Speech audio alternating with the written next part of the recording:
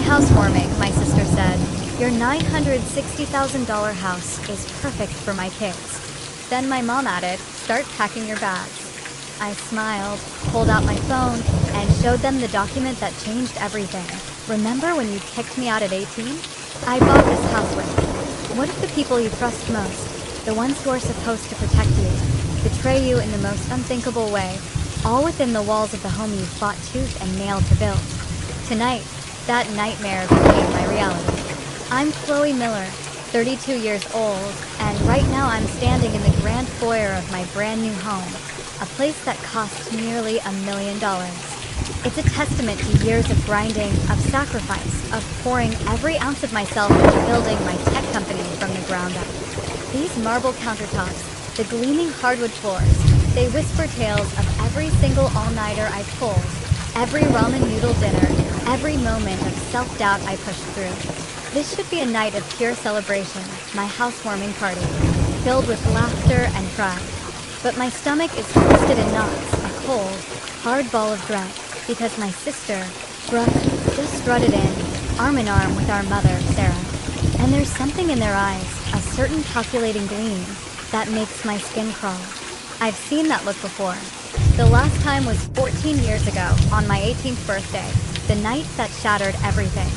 Growing up in a perfectly average neighborhood in Boston, our lives seemed, from the outside, like a picture-perfect American dream. My dad worked in finance, my mom managed a small boutique, and there were 2 daughters, Brooke and me, plus a golden retriever named Rusty. We weren't wealthy, but we were comfortable. I remember thinking we had it all, but appearances, as I would soon discover, can be incredibly deceiving. When I was just 12, the carefully constructed foundation of our family began to crack. Dad announced he was moving out at the dining table, and the divorce, surprisingly, wasn't a dramatic explosion. No shouting, no thrown plates, just a quiet, chilling dissolution of a marriage that had simply run out of warmth. What followed, however, wasn't quiet at all. It was a slow-burning chaos that set the stage for years of deep-seated family dysfunction. My sister Brooke was 15 when our parents split, already older and, it seemed, already Mom's favorite. By the time Brooke turned 22, she'd met and married David, a young investment banker who came from a seriously wealthy family. Their wedding was a lavish affair, a fairy tale spread across a glossy magazine. Mom, despite not really having the money, spent nearly $50,000 explaining a daughter only gets married once. I was 19 then, juggling 2 jobs while attending community college, barely scraping by, and I contributed every meager dollar I could to cover my bridesmaid expenses. I remember looking at the designer dress, the extravagant venue, and wondering if I was living in the same reality as them. Within a year of that opulent wedding, Brooke announced her first pregnancy. Little Leo arrived, a beautiful baby boy who instantly, unequivocally, became the sun in Mom's universe. Mia followed 2 years later, and Owen, 3 years after that. With each new arrival, Brooke seemed to grow more entitled, more convinced that the world, and especially our family, owed her unwavering support, financial and otherwise. It was baffling. Despite marrying into serious money, Brooke and David lived as if money was an infinite resource. Their suburban house was enormous, their cars impossibly expensive, their vacations postcard perfect and incredibly extravagant. And when the inevitable financial difficulties arose, Mom was always there, ready with an open wallet, often at my direct expense. "Your sister has 3 children to feed, Chloe," Mom would sigh, as if Brooke's choices were a natural disaster she had no control over. "What do you need extra money for anyway? Books? Can't you just use the library?" My books, my education, my future, always second to Brooke's perceived needs. Meanwhile, I was working myself to the bone, literally to the point of exhaustion. After high school, I'd set my sights on a computer science degree. I scored scholarships, yes, but the financial burden was still crushing. Without any real family support, I worked as a barista in the mornings, tutored in the afternoons, and spent my weekends as a data entry clerk. Sleep became a distant, unattainable luxury. Dad wasn't much help either after the divorce. He moved to Chicago, started a new family with his second wife, and our calls grew less frequent, our connection more distant. He sent birthday cards with modest checks, but he was largely absent. I don't blame him entirely. Mom made it incredibly difficult for him to stay connected, especially with me. She'd forget to tell me when he called or accidentally delete his messages. Still, I persevered. While Brooke was busy posting glossy photos of her perfect family vacations on social media, I was pulling all-nighters, coding, studying, fueled by cheap coffee and sheer stubbornness. I graduated high school at the top of my class, earning a partial scholarship to a state university. Mom attended my graduation, but left early because Brooke had called with a family emergency. Little Leo had a mild fever. A fever. Through it all, I never complained. I accepted that this was my reality, and I was fiercely determined to forge my own success on my own terms. I didn't need their approval. I didn't need their support. I would build something for myself. What I didn't expect, couldn't have possibly foreseen, was how dramatically everything would change on my 18th birthday. That night, that single, pivotal night, redefined our family dynamics and set me on a path I never anticipated. A path that, in a cruel twist of fate, ultimately led to the explosive confrontation I'm facing right now in my own living room, 14 years later. My 18th birthday fell on a Tuesday. I remember it vividly because I'd meticulously arranged my work schedule to have the evening off, a rare, cherished occurrence. I didn't expect much of a celebration. Brooke and David had just announced they were expecting their third child, and, as usual, all family attention had irrevocably shifted to their news. Still, turning 18 felt significant. I was legally an adult, finishing my final year of high school, and had been accepted to 3 universities, each with partial scholarships. Hope, quiet but determined, was a fragile flame inside me. That evening, I walked into our home after my tutoring job, exhausted but buzzing with a quiet sense of accomplishment. I found Mom and Brooke sitting at the kitchen table, surrounded by spreadsheets, their heads bowed in intense concentration. They barely glanced up when I entered. "There's leftover lasagna in the fridge if you're hungry," Mom murmured, her eyes still glued to the papers. I heated a plate and joined them, a familiar curiosity tugging at me. "What are you two working on?" I asked, trying to sound casual. Mom finally looked up, a fleeting, almost imperceptible shift in her expression. "Just figuring out some financial matters. Brooke and David need a bigger house now that Owen's on the way." I nodded, used to these conversations, used to Brooke's needs dictating our family's every move. But then, my gaze fell on something disturbingly familiar amidst the papers. My college applications. My financial aid forms. A chill, cold, and sharp ran through me. "Why do you have my college?" "Paperwork," I asked, my voice barely a whisper. Brooke sighed dramatically, a theatrical gesture she'd perfected over the years. "We might as well tell her, Mom." Mom straightened the papers, neatly stacking them, and then looked at me with an expression I knew all too well. The one that always preceded unwelcome news, usually about some family sacrifice I'd need to make.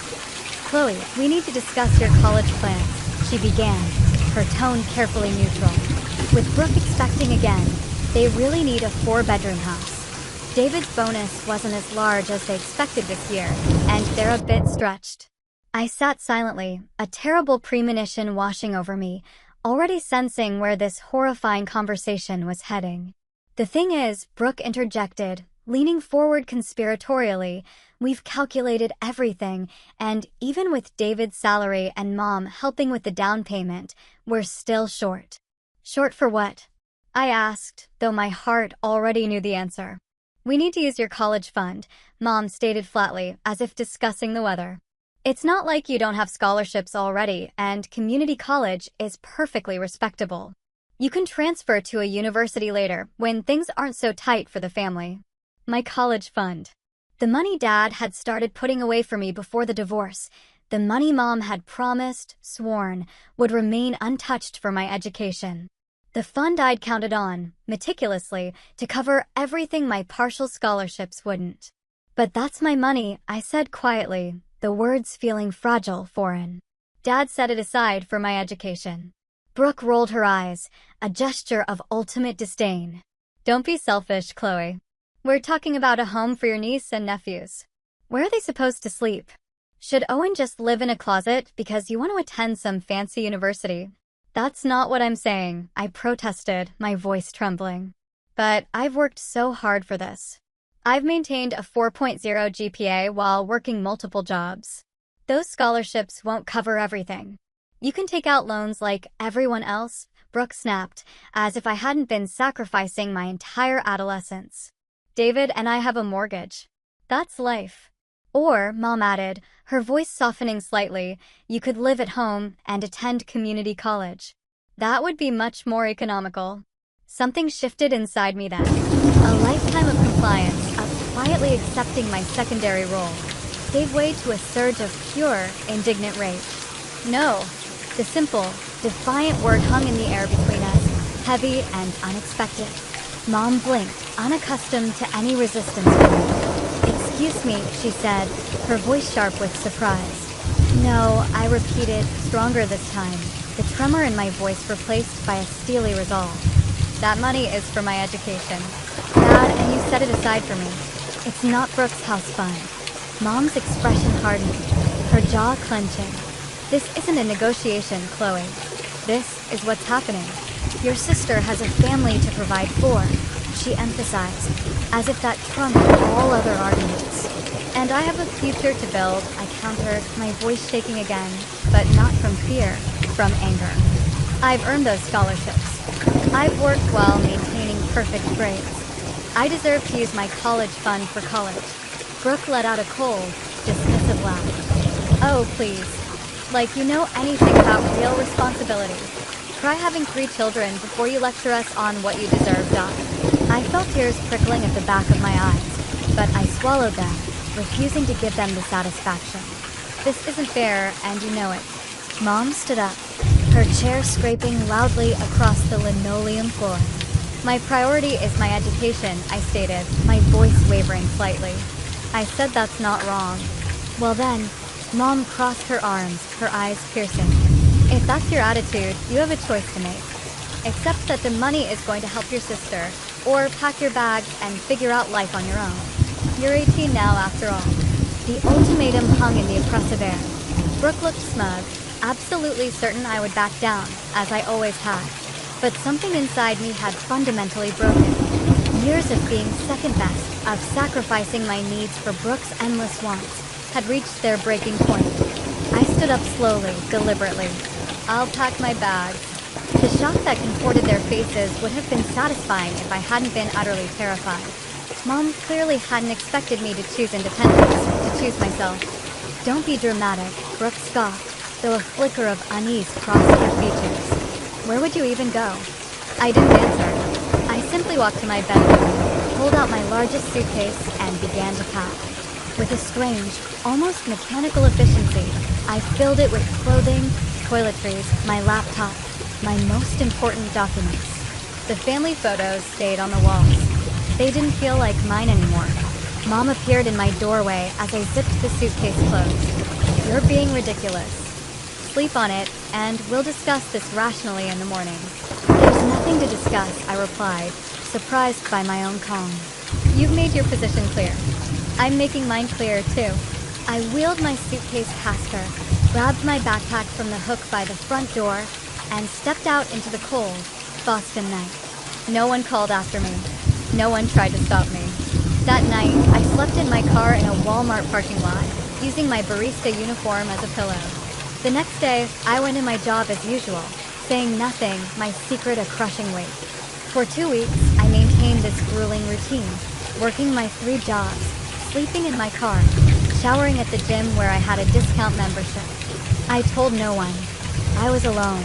On the 15th day, Professor Amelia Stone, my computer science teacher, noticed me dozing in the library between classes. She gently woke me, her voice soft, asking if everything was all right. Something in her kind eyes, her genuine concern, broke through my carefully maintained composure, and I told her everything. That evening, she drove me to her house, showed me her guest room. It's yours until you figure things out, she said simply, her words a lifeline in my storm. No one should face this alone. Professor Stone became more than a teacher. She became my mentor, my advocate, the first person who truly believed in my potential without any conditions, any hidden agendas. She helped me secure additional scholarships, guided me through the confusing maze of financial aid applications, and gave me a key reference for an internship that would, eventually, change my entire life. The night I was kicked out shaped everything that followed. It taught me, with brutal clarity, that I was truly on my own. But it also showed me that a chosen family could be infinitely more supportive than blood. Most importantly, it revealed a strength within me I didn't even know I possessed until I was forced to find it.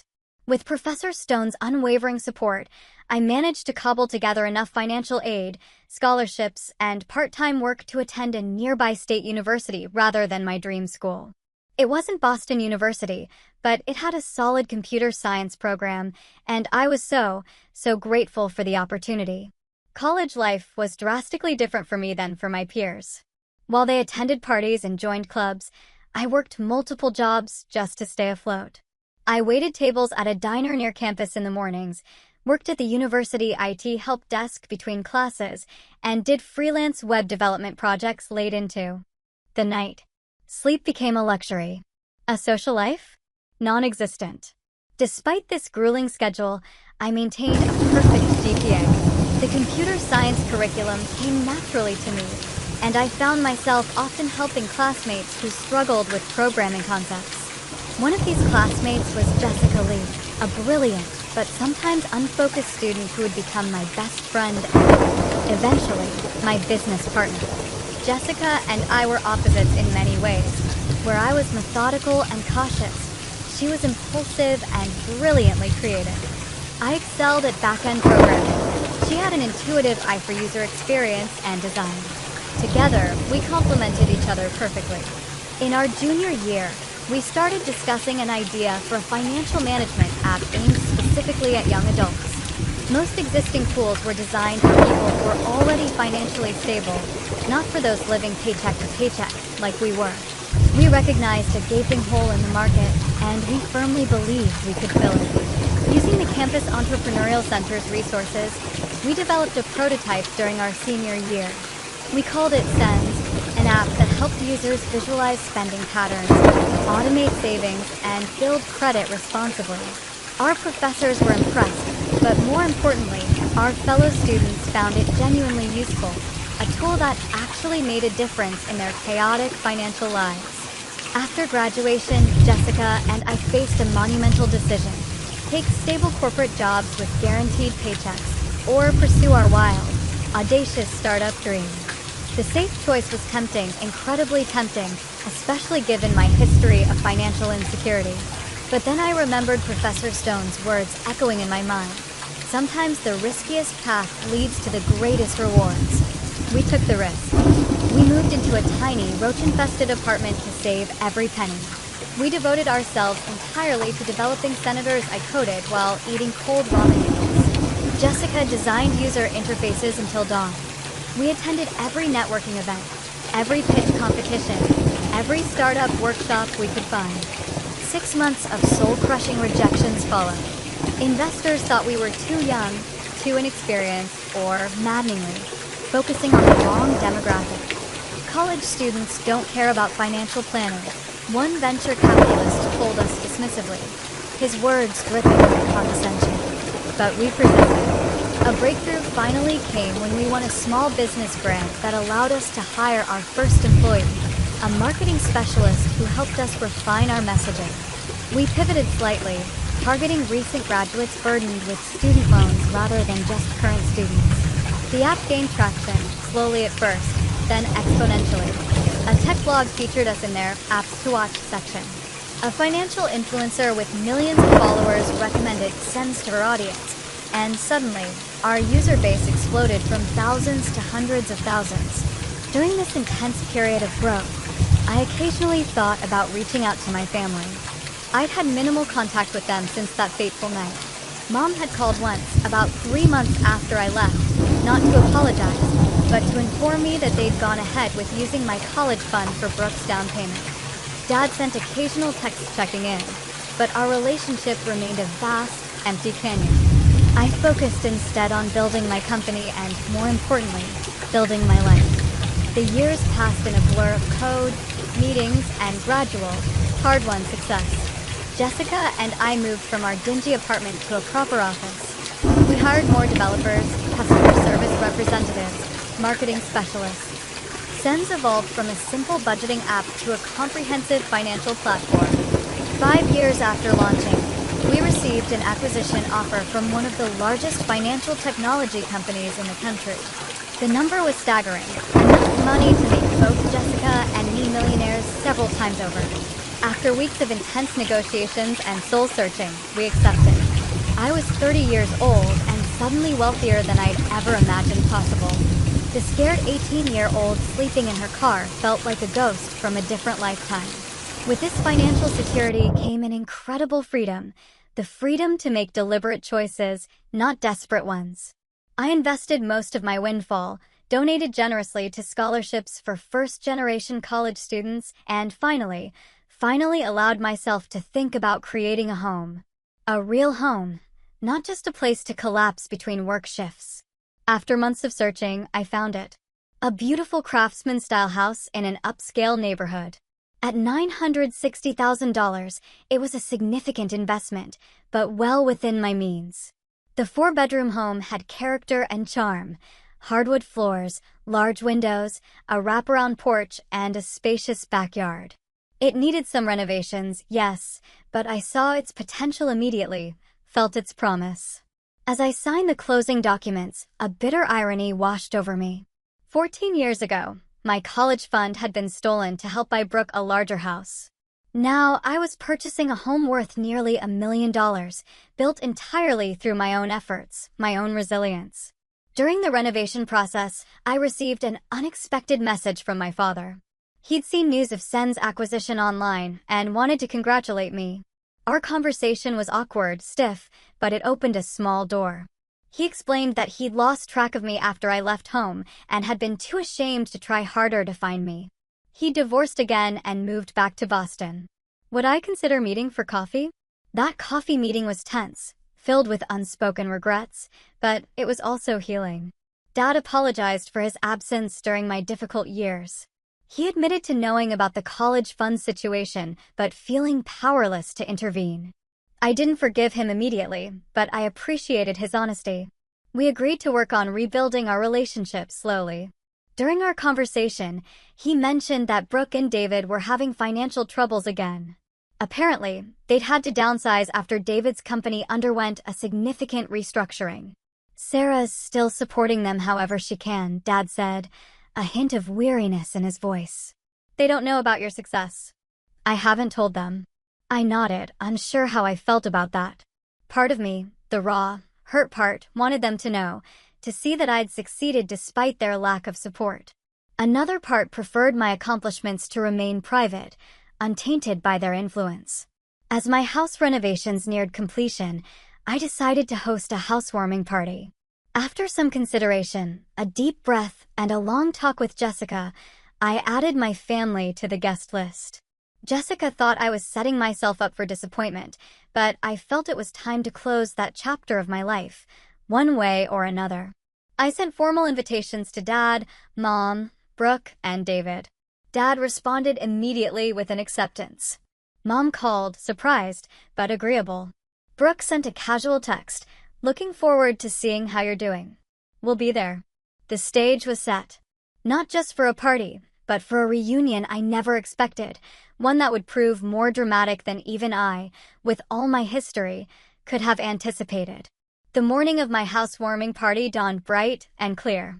I woke early, despite having stayed up late putting final touches on the house. Every room was perfect. The living room, with its comfortable sectional and built-in bookshelves, the gourmet kitchen, gleaming with marble countertops and professional-grade appliances, the dining room that could comfortably seat 12. Upstairs, beautifully appointed bedrooms, including a master suite with a balcony overlooking the backyard. This was mine, all mine. Jessica arrived at 10, armed with champagne and festive decorations. Are you sure you want to go through with this? She asked, arranging flowers in a vase, her eyes full of concern. It's It's not too late to uninvite them. I need closure, I replied, though my stomach churned at the thought of seeing my mother and sister again. Besides, they're just 3 people out of 30 guests. If things get uncomfortable, we'll have plenty of buffers. The caterers arrived at noon, setting up stations throughout the first floor. By 3, everything was ready. Food, drinks, music, and my nerves, stretched taut as violin strings. My colleagues from the tech world arrived first, followed by neighbors eager to meet the new resident on their street. Professor Stone came with her husband, embracing me warmly and whispering how incredibly proud she was.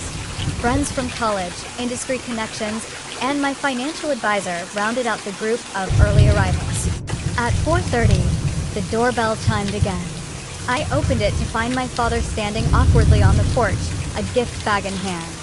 "Dad," I said, the words still feeling strange on my tongue after so many years of disuse. "Chloe," he replied, his eyes widening as they took in the house behind me. "This is impressive." I invited him in, giving him a brief tour while introducing him to a few guests.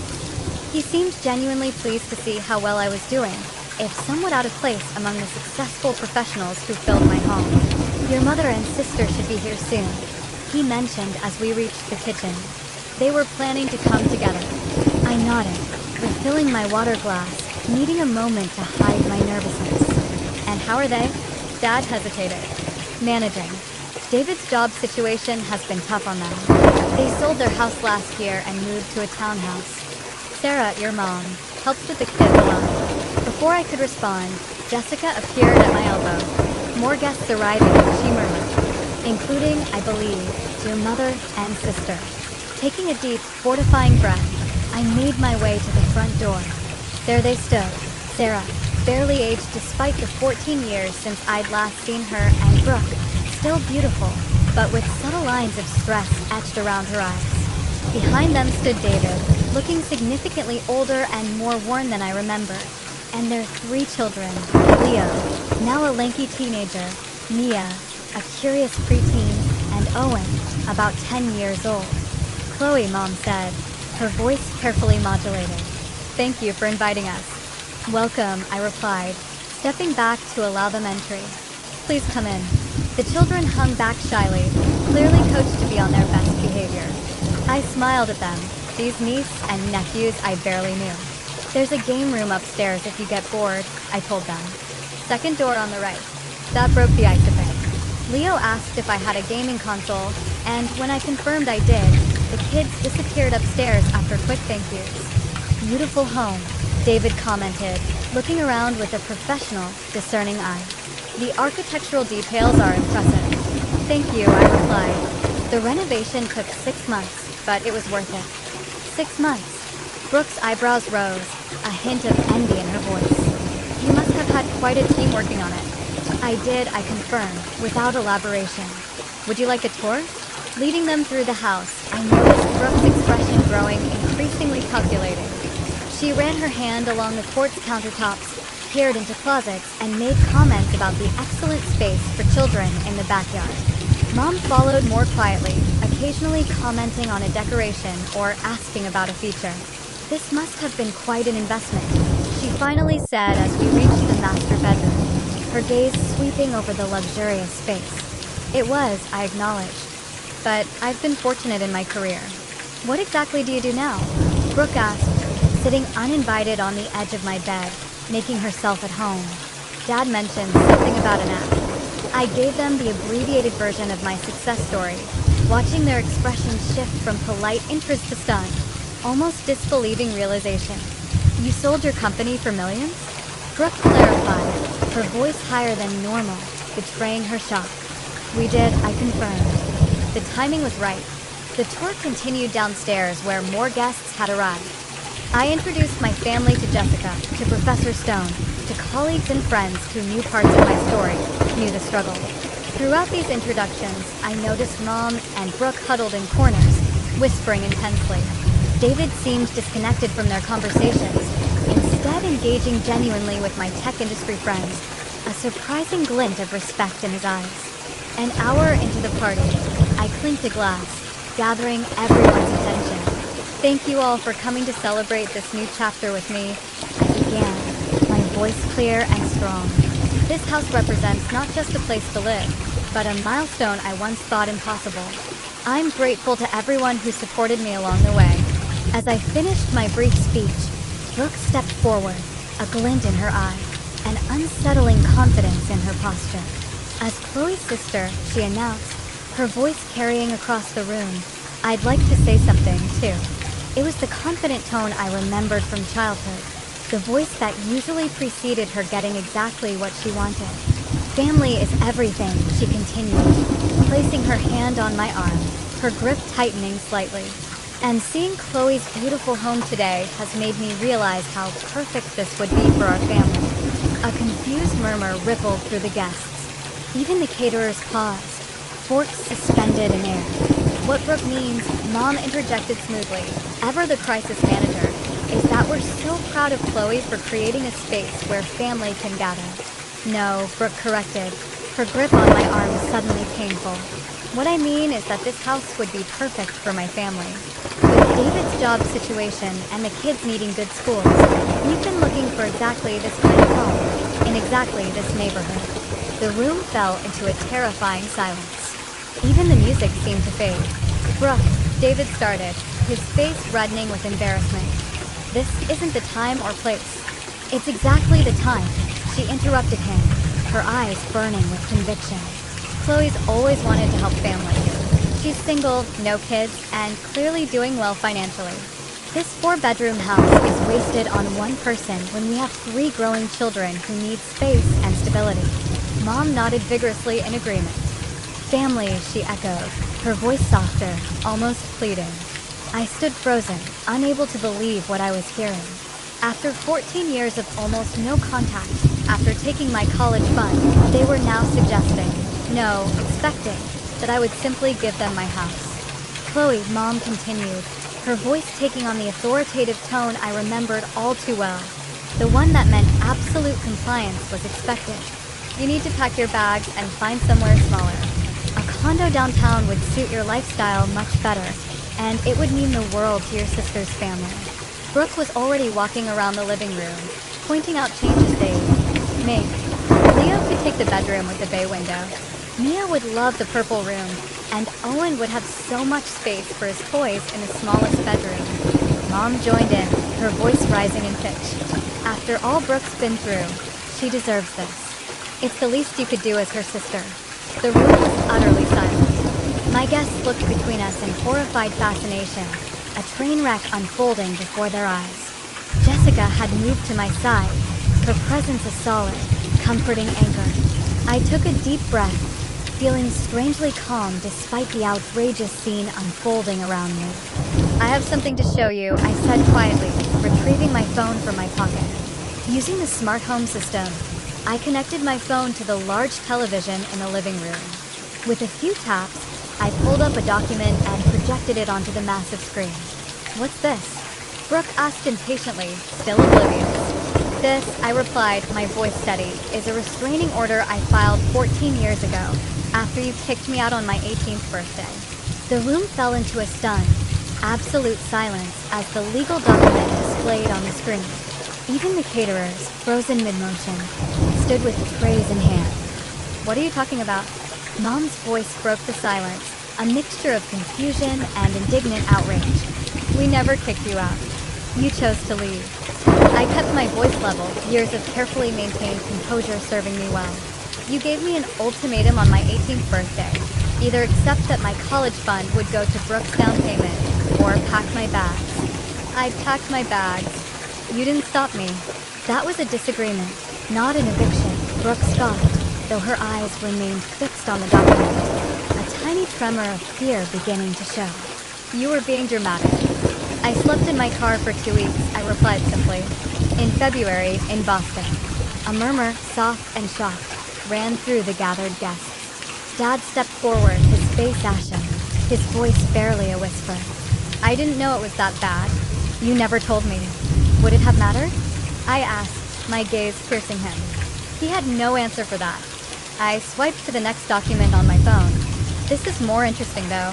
This is why I filed the restraining order." The screen now showed credit reports and loan applications, all in my name, all from the period immediately after I left home. "What is this?" David asked, moving closer to the screen, his financial background allowing him to understand what he was seeing before the others. After I left, I explained, someone opened 3 credit cards and took out a personal loan in my name. They had my social security number, my birth certificate, and enough personal information to pass security questions. The total debt was just over $45,000. Mom's face had gone stark white. Brooke suddenly became intensely interested in her wine glass. Fortunately, I continued. The detective who helped me was thorough. The credit cards were used at stores Brooke frequented. The loan money was deposited into an account that then transferred the exact amount to your joint checking account, David. David turned slowly, his eyes wide with dawning horror, to face his wife. "You told me that money was from your mother. A gift to help with the down payment." It was, Brooke insisted, her voice tight, a lie already crumbling around her. "Mom helped arrange it. By committing identity theft against your own daughter," Professor Stone spoke up, her academic demeanor giving way to protective anger. "That's a felony, in case you weren't aware. I'm sure there's been some Mom started, but I cut her off. This is the police report I filed. I had enough evidence to press charges for identity theft and fraud. I zoomed in on a signature where someone had attempted to forge my name, but had spelled my middle name incorrectly." Brooke's hand shook so badly she had to set down her wine glass with a clatter. "If you filed charges, why weren't we arrested?" she challenged, though her voice now completely lacked conviction. "Because I didn't pursue it," I answered simply. "I was 18, terrified, and despite everything, you were still my family. So, I made a deal with the detective. I would pay off the fraudulent debts myself if they documented everything, but held off on prosecution." I swiped to another document. "This is proof of payment. Every cent of that $45,000, plus interest, paid by me over 3 years while I was putting myself through college, working 3 jobs, sleeping 4 hours a night, eating ramen noodles just to survive, all while paying off debt I never incurred." David looked physically ill. "I had no idea," he said, his voice barely audible. "Brooke told me her parents were helping with the down payment as a gift." "Just one parent," I corrected gently, "and it wasn't a gift. It was theft." Mom finally found her voice, a desperate attempt to regain control. "You're twisting everything to make yourself the victim," she accused, her voice rising. "We've always done everything we could for you. Sometimes families need to make hard choices for the greater good." "The greater good?" Dad's voice, usually so quiet, rose unexpectedly, filled with a righteous fury. "Sarah, she was 18, our daughter. And you stole from her." Mom turned on him, her eyes blazing. "Don't you dare judge me, Michael. You walked away. You left me to handle everything." "I left you, not our daughters," he retorted, his voice vibrating with anger. "And I certainly didn't authorize you to steal Chloe's college fund or commit fraud in her name." "I knew about the college fund," he admitted, turning to me, a deep shame in his eyes. "I'm sorry I didn't fight harder for you, but the credit cards, the loan. I had no idea." I nodded, accepting his partial apology for what it was. Brooke, seeing her support crumbling, changed tactics, tears welling in her eyes. "It was a difficult time," she whimpered. "We had a baby, needed a home. Mom was just trying to help us, and you weren't around to ask. If you'd stayed, communicated, maybe things would have been different." "Maybe," I acknowledged, my voice flashed. "But that doesn't justify fraud." I swiped to another document. "This might interest you too, David. While investigating the identity theft, I discovered quite a bit about your family finances. These are records of 6 failed business ventures Brooke invested in without your knowledge, using joint funds. The total losses exceeded $200,000 over 8 years." David's face drained of color. "What business ventures?" he choked out. "Her college friend Megan's clothing boutique, her cousin's restaurant, a subscription box service for luxury pet products, among others I listed." Watching him crumble. "All failed within a year. All received substantial investments from your family accounts. Those were personal loans to friends." Brooke protested weakly, her voice thin. "They were going to pay back everything with interest. Is that why you hid the paperwork? I finished, the question hanging heavy in the air. The room had become uncomfortably tense. Guests were looking for exits, unsure whether to stay for this clearly private, devastating family meltdown. I think I said clearly, cutting through the silence, that we've gotten off track. You came here today to claim my home for yourselves, based on the assumption that I would once again sacrifice my needs for Brooke's wants. I'm making it clear that will never happen again. So, you'll throw your own sister's family out on the street? Mom demanded, her voice shrill with indignation. Where's your compassion? My compassion? I laughed, a raw, humorless sound. Where was your compassion when I was sleeping in my car in winter? Where was your compassion when you stole my identity and left me with crushing debt before I'd even started college? Mom opened her mouth, then closed it again, unable to form a coherent response. I'm not throwing anyone out on the street, I continued, my voice softening slightly, but no less firm. But I'm not giving up my home. If you need financial help, I'm willing to discuss setting up education funds for Leo, Mia, and Owen. They're innocent in all this, and I'd like to know my niece and nephews. We don't need your charity. Brooke snapped, though David's ashen expression suggested otherwise. It's not charity, I replied. It's family helping family the right way. Mom grabbed her purse. I think we've heard enough. Brooke, children, we're leaving. The children are upstairs playing video games, I reminded her calmly. And I think David might want to stay. David nodded slowly, his eyes still fixed on the screen where the financial documents glowed. I need to understand exactly what's been happening with our finances, he said, his voice flat. The kids will be fine for a while longer. Fine, Mom snapped. Brooke, let's go. As they moved toward the door, Jessica stepped forward, her gaze unwavering. I think that's for the best. This is supposed to be a celebration of Chloe's new home, not a venue for attempted property theft. Mom's face flushed a dark, angry red. How dare you? This is a family matter. Yes, Jessica agreed, her voice firm. And Chloe's chosen family is here to support her. You might want to think about what real family support looks like before you return. After they left, a palpable tension lifted from the room. The party slowly regained its momentum, though conversations inevitably centered on the dramatic confrontation that had just unfolded. David remained, speaking quietly with my financial advisor in a corner, occasionally glancing at his phone as though anticipating texts from Brooke. Later, as guests began to leave, he approached me. I owe you an apology, he said formally, his posture stiff with regret. I had no idea about the identity theft or the investments. I knew about the college fund, but Brooke told me you had agreed to it. Would it have mattered if you'd known the truth? I asked, my voice devoid of accusation. He considered this, his gaze distant. I'd like to think so, but honestly, I was different then. Success and money were all that mattered. He glanced around the room, taking in the elegant space. Looking at what you've built on your own, Chloe, I realized how misguided my priorities have been. What will you do now? I asked. I'll have a very difficult conversation with my wife. He replied grimly, and probably contact a divorce attorney. The financial deceptions are too significant to ignore. I felt a surprising pang of sadness for my sister. For all her flaws, all the pain she'd caused, I'd never wished for her marriage to end. I meant what I said about education funds for the children, I told him. Regardless of what happens between you and Brooke. He nodded gratefully, a flicker of hope in his tired eyes. They'd like to know their aunt, especially Leo.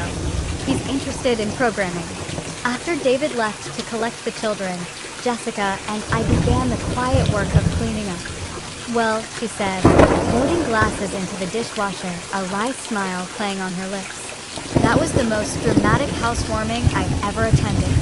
I laughed, a genuine, relieved sound, feeling lighter than I had in years. Not exactly the closure I expected, but closure nonetheless. Do you think they'll try to contact you again? She asked, meaning Mom and Brooke.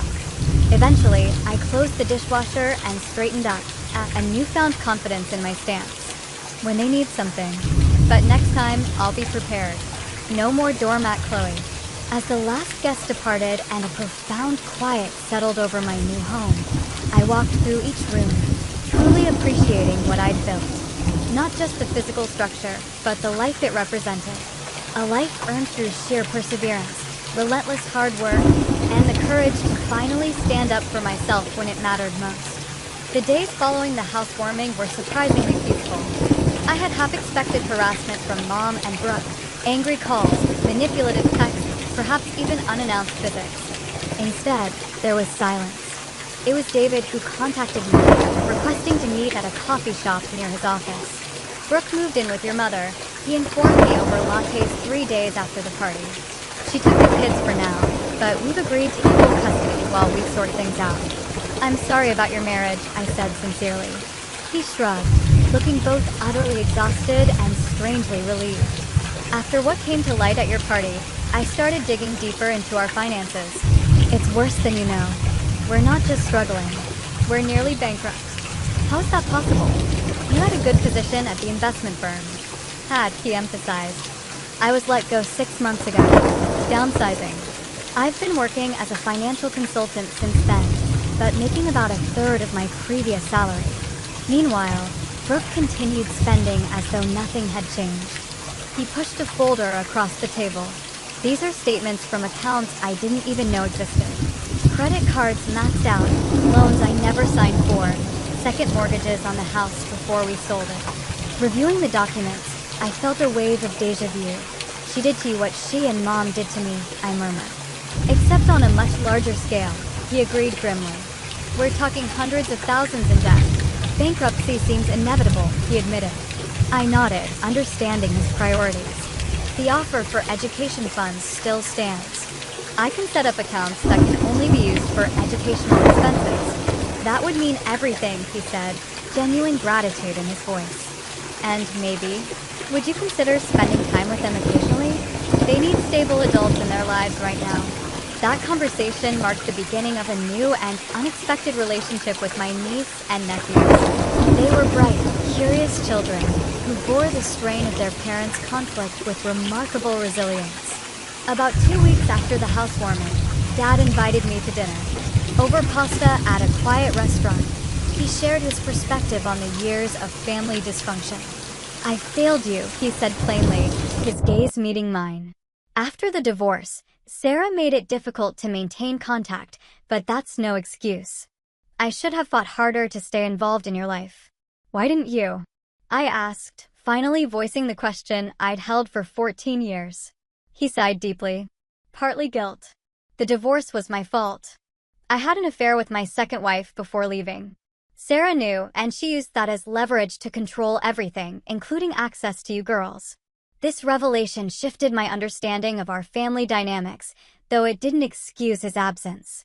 I also failed to protect your college fund, he continued. It was in a joint account with Sarah. I trusted her to use it appropriately despite our problems. When I found out what happened, I was too ashamed to confront you about it. You could have helped me, I pointed out, my voice laced with the memory of those cold nights in my car. I didn't know, he insisted. Sarah told me you'd moved in with a friend. From school. By the time I learned otherwise, months had passed and you'd stopped responding to my messages. We talked for hours that night, untangling years of misunderstandings, half-truths, and outright lies. Dad wasn't blameless, but I came to understand he had been manipulated by Mom almost as much as I had been. Your mother wasn't always like this, he explained. After Brooke was born, something changed. She became obsessed with creating a perfect life for her, often at your expense. I tried to balance things to advocate for you, but it only created more conflict. Why the favoritism? I asked, the question that had haunted my childhood. He considered this carefully.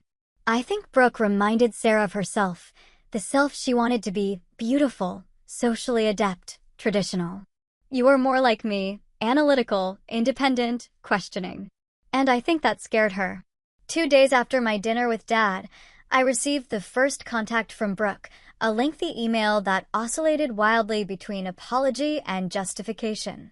She acknowledged the identity theft, but blamed financial desperation and Mom's influence. She expressed regret for the housewarming confrontation, but maintained that her family's needs should take priority over my extravagance. Classic Brooke, Jessica commented when I showed her the email. apologizing without actually accepting responsibility. At least she's acknowledging what happened, I replied, feeling more generous now that I was safely beyond her immediate manipulation. That's progress. Mom's approach was more direct. She began calling daily, leaving voicemails that evolved from angry accusations to tearful pleas. Families should forgive each other, she insisted in one message. We made mistakes, but so have you, by embarrassing us in front of your friends. I didn't respond to either of them immediately, focusing instead on establishing clear boundaries with my therapist, Dr. Evelyn Reed. Your mother and sister exhibit classic patterns of manipulative behavior, Dr. Reed observed during one session. They're used to you eventually giving in. Your continued boundary setting is unfamiliar and threatening to them. I feel guilty sometimes, I admitted, especially about the kids being caught in the middle. That's natural, she assured me. But remember, you're modeling healthy boundaries for those children, and you're supporting them directly through the education funds and quality time. That's genuine family support, not the conditional kind you received. As weeks passed, the situation with David and Brooke deteriorated further. Their divorce proceedings revealed even more financial deceptions. David filed for bankruptcy as planned. Brooke and the children continued living with Mom, whose modest home was now overcrowded and tense. 6 months after the housewarming, David secured a better position at a smaller firm and rented a 3-bedroom apartment. The custody arrangement gave him the children every other week. During his weeks, I would often visit, helping Leo with programming projects or simply providing another supportive adult presence. It was during one of these visits that David mentioned Brooke had begun therapy. Her therapist suggested it might help with the divorce and financial issues, he explained. I'm skeptical about her commitment, but it's a start. Around the same time, I finally agreed to meet with Mom for coffee. The conversation was strained, but civil. She had aged visibly in the 6 months since the party. Living with Brooke and the children is challenging, she admitted. There's no privacy, no peace, and her spending habits. She trailed off, shaking her head. You enabled those habits, I pointed out gently. I wanted her to have everything I didn't, Mom replied, a rare moment of self-awareness. I grew up poor, wore hand-me-downs, never had the nice things other girls had. I swore my daughter would have better. You had 2 daughters, I reminded her. She had the grace to look ashamed. I know. I convinced myself you were stronger, more independent, that you didn't need the same support. It wasn't a full apology, but it was a crack in the armor, a glimmer of recognition. As the 1-year anniversary of my home purchase approached, I decided to host another gathering, smaller, more intimate, and deliberately limited to those who had genuinely supported me. Dad came with his new girlfriend, Grace, a kind librarian. David brought the children. Jessica and Professor Stone attended with their partners. Colleagues who had become friends filled out the group. Brooke had asked to come, but I wasn't ready for that yet. Instead, I invited her to bring the children for lunch the following weekend, a separate, more controlled reunion. That lunch was awkward, filled with silences, but it was important. Brooke seemed subdued, less entitled than I remembered. Therapy is helping, she said as the children played in the backyard. I'm starting to understand why I've made the choices I have. That's good, I responded cautiously. I'm sorry, she said suddenly, her voice thick with emotion, for everything. The college fund, the identity theft, the housewarming disaster.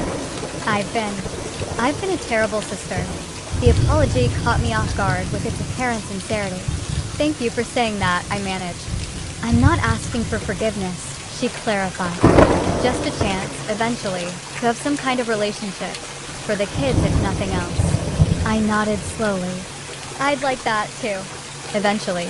As she prepared to leave, Brooke paused at the door. Your house really is beautiful, she said, her voice quiet.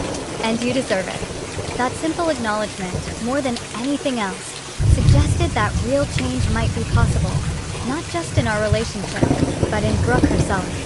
The journey from that terrible night at 18 to now had been longer and more difficult than I could have imagined. But standing in my home, watching my niece and nephews wave goodbye from Brooke's car, I felt something I hadn't expected.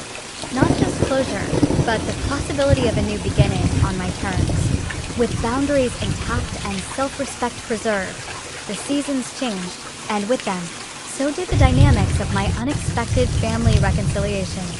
Winter melted into spring, which bloomed into summer, bringing with it both challenges and moments of genuine connection. Throughout this transformation, I maintained weekly sessions with Dr. Reed, processing each interaction and setting appropriate boundaries. Healing isn't linear. She reminded me during one particularly difficult session after a tense phone call with Mom. There will be setbacks, moments when old patterns resurface. What matters is how you respond to them. That wisdom proved invaluable as I navigated my evolving relationships. Mom continued to struggle with respecting boundaries, occasionally slipping into guilt-inducing comments or subtle comparisons between Brooke's needs and my fortunate circumstances. Each time, I would calmly name the behavior and end the conversation if it continued, a strategy that gradually reduced these occurrences. "I don't understand why you're so sensitive," she complained once after I called out a manipulative remark. "Families should be able to speak freely with each other." "Respect isn't being sensitive," I replied evenly. "It's the foundation of any healthy relationship, including family ones." These small confrontations were exhausting, but necessary. I learned that maintaining boundaries wasn't a one-time declaration, but a consistent practice requiring vigilance and courage. Dad continued his efforts to rebuild our relationship, sharing stories about my childhood that Mom had controlled the narrative of for years. During one dinner, he revealed how he'd set up my college fund when I was just 2 years old, contributing to it monthly, even when finances were tight. "I always believed in your potential," he told me, his eyes gentle. "You were reading at 3, solving complex puzzles at 4. I knew you'd need educational opportunities to match your intellect." This information both healed and hurt, affirming that at least one parent had valued my future, while sharpening the betrayal of how that fund was ultimately used. More surprisingly, Dad also revealed how Sarah had manipulated their finances during their marriage. "She opened credit cards in my name, too," he admitted, his voice quiet. "It was one of the factors that drove me to leave, though that doesn't excuse my affair." "Did you press charges?" I asked. "No," he sighed. "Like you, I wanted to protect the family. Despite everything, I paid off the debts and tried to move on." This pattern of financial manipulation, spanning decades, helped me understand that Mom's behavior wasn't just about favoritism. It reflected deeper issues with control, entitlement, and perhaps undiagnosed mental health challenges. Meanwhile, Brooke's journey through therapy seemed to be yielding genuine growth. Our monthly lunches with the children evolved from awkward to cautiously pleasant. She found a job as an administrative assistant at a local company, her first real employment since marriage, and moved into a small apartment when living with Mom became unsustainable for both of them. "I never learned to stand on my own," she confessed during one of our meetings. "Mom did everything for me. Then David took over. When everything fell apart, I had no idea how to function independently." Watching her struggle with basic adult responsibilities, budgeting, meal planning, home maintenance, I felt an unexpected compassion. Brooke had been as much a victim of Mom's dysfunction as I had been, just in a different way. Her golden child status had crippled her ability to develop resilience and self-sufficiency. The children adapted to their new reality with remarkable flexibility. Leo, now 11, thrived in the coding club I connected him with. Mia discovered a passion for science that neither Brooke nor David had noticed. Owen's dinosaur obsession evolved into a broader interest in natural history. I established college funds for each of them, carefully structured so the money could only be used for educational purposes, a small, necessary protection against history repeating itself. David and I developed an unexpected friendship built on mutual respect. He had faced the financial disaster head-on, slowly rebuilding his credit and career while being a more present father than he'd ever been during his marriage. The bankruptcy was humiliating, he admitted, his gaze steady, a more authentic version of David. Not all relationships could be salvaged, however. Mom continued to resist true accountability, oscillating between superficial apologies and subtle justifications. During one particularly difficult lunch, She suggested that my success was partially due to her tough love approach. If we hadn't pushed you out of the nest, she mused, as though my homelessness had been a calculated teaching moment rather than pure abandonment, would you have developed the same drive? I set down my fork carefully. That's like saying abuse makes people stronger. Some survive despite it, not because of it. I succeeded in spite of how you treated me, not because of it. She changed the subject quickly, uncomfortable with direct confrontation, as always. These moments reinforced Dr. Reed's assessment. While Mom might improve her behavior to maintain contact, true remorse or insight might never come. Some people aren't capable of the depth of self-reflection necessary for genuine change, Dr. Reed explained. You can adjust your expectations accordingly and decide what kind of limited relationship, if any, serves your well-being.